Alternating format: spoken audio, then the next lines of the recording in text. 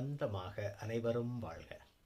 அன்பு சொந்தங்களே, இன்னைக்கு நாம் பார்க்க போகிறது சூரியன் தரக்கூடிய தோஷங்கள். ஏற்கனவே சூரியன் தரக்கூடிய யோகங்களை நாம் பார்த்துருக்கிறோம். இப்போ சூரியன் எப்படி இருந்தால் தோஷம் தரும் அப்படின்றத இன்னைக்கு நாம் பார்க்க போகிறோம். பொதுவாக எந்த கிரகங்களாக இருந்தாலும் 6, 8, 12 அப்படின்ற மறைவு ஸ்தானங்களுக்கு போகக்கூடாது. அதே போல் எந்த கிரகமாக இருந்தாலும் நீசமாக கூடாது. எந்த கிரகமாக இருந்தாலும் பாவ கிரகங்களினுடைய தொடர்பு கூடாது. இது எல்லா கிரகங்களுக்கும் பொதுவான விதி. ஏன்னா எல்லா கிரகங்களினுடைய அமைப்பும் நமக்கு வேணும் இல்லையா? அப்போ எந்த ஒரு லக்னமாக இருந்தாலும் 6, 8, 12ன்னு மறைவு ஸ்தானத்துக்கு சூரியன் கண்டிப்பாக போகக்கூடாது. இப்போ சூரியன் நீசமாகிற வீடு துலாம். இப்போ துலாத்திலே சூரியன் நீசமாக இருக்கக்கூடாது. அப்போ பாவ கிரகங்களான சனி, ராகு இணைவோ பார்வைகளோ கூடாது. இன்னொரு பாவ கிரகமான செவ்வாய் சூரியனுக்கு நட்பு கிரகம். அப்போ செவ்வாய் சூரியன் இணைவு பார்வைன்றது பெரிய கெடுபலனை செய்யாது. சில வகையில் அது நன்மையை தரும். அப்போ கடுமையான இருள் கிரகமான பாவ கிரகங்களான சனியினுடைய இணைவோ ராகுவினுடைய இணைவோ சனியினுடைய பார்வைகளோ தொடர்புகளோ இருக்கக்கூடாது. அதே போல இப்போ சூரியனுக்கு மகனாக சனி இருந்தாலும் சனிக்கு சூரியன் ஆகாது, கடும் எதிரி அப்படின்றதுனால இப்போ சனியினுடைய வீடுகளான மகர கும்பத்திலையும் சூரியன் அவ்வளவு நல்ல பலன் கொடுக்க மாட்டார். இப்போ உங்களுக்கு மகனாகவே இருந்தாலும் அந்த மகன் உங்கள் மேலே பிரியமாக இல்லை, பாசமாக இல்லை, எரிஞ்சு விழுறான், மதிக்க மாட்டேங்கிறான், அவன் ஒரு நல்ல மனுஷனாகவும் இல்லை அப்படின்றப்ப அந்த மகனோட வீட்டுக்கு நீங்கள் விரும்பி போவீங்களா? அப்படியே புத்திர பாசத்தில் போனாலும் கொஞ்ச நேரத்தில் வந்துடுவீங்க. அங்கே போய் விருந்து சாப்பிட்ற அளவுக்குலாம் இருக்க மாட்டீங்க. உங்கள் மனநிலை அந்த அளவுக்கு அந்த மகனோட வீட்டில் நல்லா இருக்காது இல்லையா? அதே போல சனியினுடைய வீடுகளிலும் சூரியன் நற்பலன்களை கொடுக்க மாட்டார். அப்போ சூரியன் எந்த விதமான கெடுபலனை தருவார்? இப்போ எந்த கிரகமாக இருந்தாலும் அந்த கிரகத்திட்ட என்ன காரகம் இருக்குதோ, என்ன ஆதிபத்தியமோ அதைத்தானே கெடுக்க முடியும். இப்போ சூரியன்கிட்ட இருக்கக்கூடிய காரகங்கள் அப்படின்னு சொன்னால், சூரியன் தான் தலை, சூரியன் தான் ஆத்மா, சூரியன் தான் இதயம், மார்பு, நம்ம பைனல் கார்டு அதாவது முதுகு தண்டு வடம், சூரியன் தான் எலும்பு, சூரியன் தான் தொப்புள் கொடி, சூரியன் தான் வலது கண், பார்வை. இப்படி உடல் உறுப்பு காரகங்களும் சூரியனோட உயிர் காரகமான தந்தை சார்ந்த உறவுகளும் பாதிப்புக்குள்ளாகும். அதே போல சூரியன் தானே மின்சாரம். இப்போ சூரியன் நல்ல நிலையில் இல்லாமல் இருந்து கெட்டு போயிருந்தார் உங்கள் ஜாதகத்தில் அப்படின்னா இந்த காரகங்களிலெல்லாம் உங்களுக்கு குறை இருக்கும். உதாரணத்துக்கு இப்போ சூரியன் மறைவு ஸ்தானங்களிலோ இல்லை பாவ கிரகங்களோட சேர்க்கையோ தொடர்புலே இருக்கிறார், அதே நேரத்தில் 9ஆம் அதிபதியும் கெட்டு போயிட்டார் அப்படின்னா இப்போ தந்தையாக இல்லை அப்படின்றதான் பொருள்.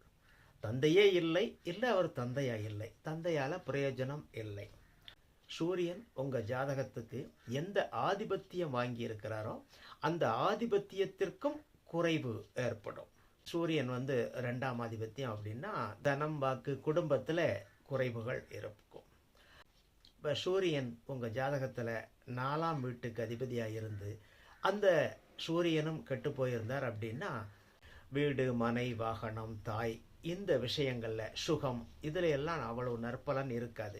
அதே போல் அந்த காரக கிரகங்களையும் பார்க்கணும். அந்த காரக கிரகமும் கெட்டு போச்சுன்னா, இப்போ சூரியனும் கெட்டு போய் சுக்கிரனும் கெட்டு போயிடுச்சு அப்படின்னா உங்களுக்கு வீடு, வாகனங்களில் சிக்கல் இருக்கும்.